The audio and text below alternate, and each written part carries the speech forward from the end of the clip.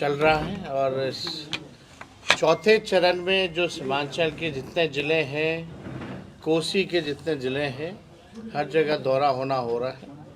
कल अररिया से किशनगंज आए, इसके बाद कल पूर्णिया में कार्यक्रम है। मूल मकसद है कि पार्टी को विचारधारा को जन जन तक और मजबूती के साथ कैसे पहुंचाया जाए। साथ ही साथ ज़मीनी स्तर पे जो हमारे कार्यकर्ता हैं, चाहे ब्लॉक लेवल के हों या पंचायत लेवल के हों या जिला के हों या बूथ के हों, उनसे हम संवाद करें और अपने कामियों को जानें और उस दिशा में हम लोग काम करें और मजबूत हों। संगठन का विस्तार कैसे हो, संगठन की मजबूती कैसे हो, इसलिए जो ग्राउंड में जो वर्कर हमारा है वो पंचायत से, ब्लॉक से आएगा, किसी असेंबली से आएगा, तो उसकी जन समस्या जो है अलग अलग क्षेत्रों की अलग अलग है। इससे भी जो है हम लोगों को जो है अवगत कार्यकर्ता जो है कराएंगे कि उनके इलाकों में क्या समस्या है और किन मुद्दों को लेकर के राष्ट्रीय जनता दल को आगे बढ़ना चाहिए, जो ज़मीनी स्तर के मुद्दे हैं। तो इस सिलसिले में हम लोग जो है ये दौरा कर रहे हैं।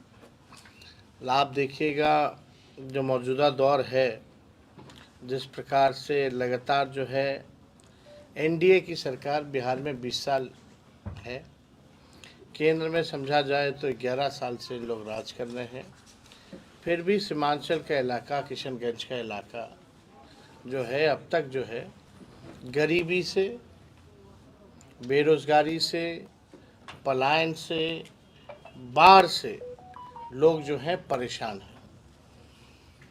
और इस दिशा में कोई काम जो है इन लोगों ने, मौजूदा हुकूमत ने कोई काम जो है किया नहीं। एमओयू का भी मसला था जो अब तक लालू जी के समय जो दिया गया था यूपीए की सरकार में, अब तक जो है उसका भी काम जो है लटका के इन लोगों ने रखने का काम किया है। और हम लोगों को लगता है कि सीमांचल के विकास के लिए हमने पहले भी ये बात कही थी कि सरकार बनेगी तो हम लोग सीमांचल डेवलपमेंट अथॉरिटी का हम लोग गठन करेंगे, जिससे लेकर के जो विकास के कार्य जो सीमांचल में जो रुके हुए हैं उसको लेकर के प्रगति हो, तेज़ी से काम हो।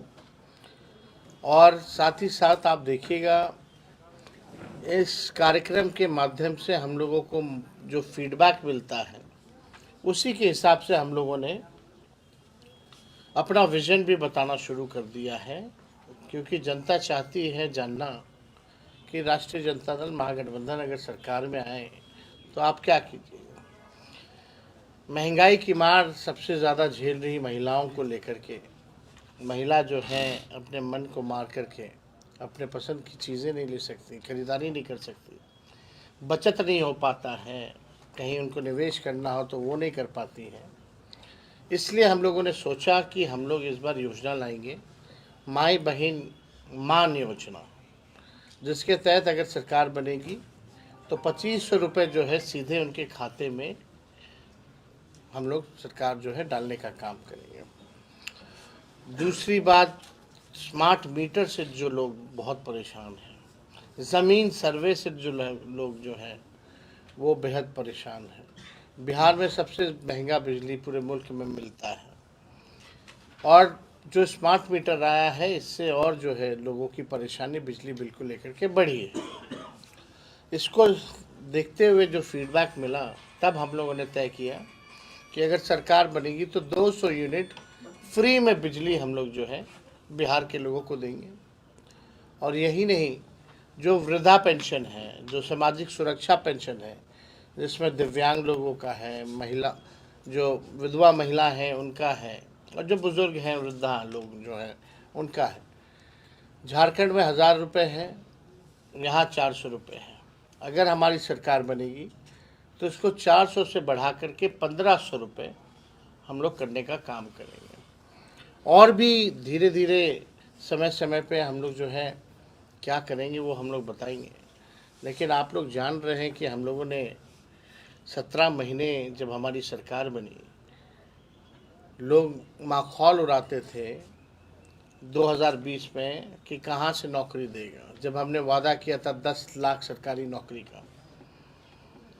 मुख्यमंत्री कहते थे असंभव है, लेकिन जो मुख्यमंत्री असंभव कहते थे, जब हमारी 17 महीने की महागठबंधन की सरकार बनी तो 5 लाख लोगों को हम लोगों ने सरकारी नौकरी दिया। 3.5 लाख नौकरी हम लोगों ने प्रक्रियाधीन कराए। आज हम देखिएगा कि आईटी पॉलिसी से, टूरिज्म पॉलिसी से लेकर के हम लोगों ने स्पोर्ट्स पॉलिसी बनाई। जो खेला, जो देश के लिए, बिहार के लिए मेडल लाया खेल में, उसको भी हम लोगों ने डीएसपी तक अधिकारी बनाने का काम किया। उस दौर में लगभग 72 खिलाड़ी ऐसे चुने गए थे जिनको हम लोगों ने अधिकारी का नौकरी दिलवाया।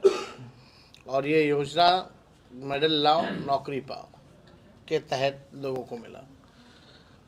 आप लोग जाति आधारित गणना हुई, आरक्षण की सीमा बढ़ाई गई, जितनी आंगनबाड़ी, तालीमी मरकज़, विकास मित्र, टोला सेवक, सबके मानदेय को जो हमारी सरकार ने बढ़ाने का काम किया, तो काम हम लोगों ने किया।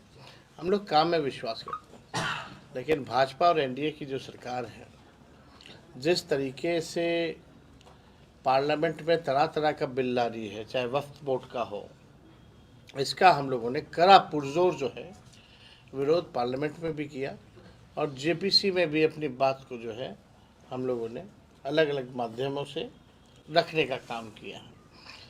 किसी भी कीमत पे जो है वक्फ बोर्ड, वक्फ का जो आया है, जो केंद्र सरकार ने किया है, यह असंवैधानिक है और इसका हम लोग आगे भी विरोध जो है करने का काम करेंगे।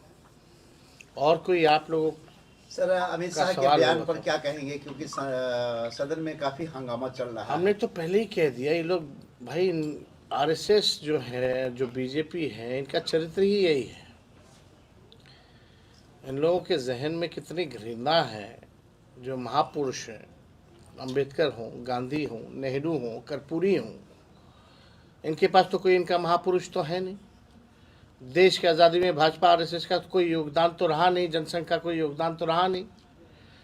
तो केवल जितने महापुरुष हैं हमारे, उनको ये लोग इमेज को टेंट करना चाहते हैं और कोई बर्दाश्त नहीं कर सकता। आज के दिन ये कहते हैं कि स्वर्ग बाबा साहब अम्बेडकर ने तो इसी जन्म में जो है 100 करोड़ से ऊपर लोगों को स्वर्ग देने का काम किया।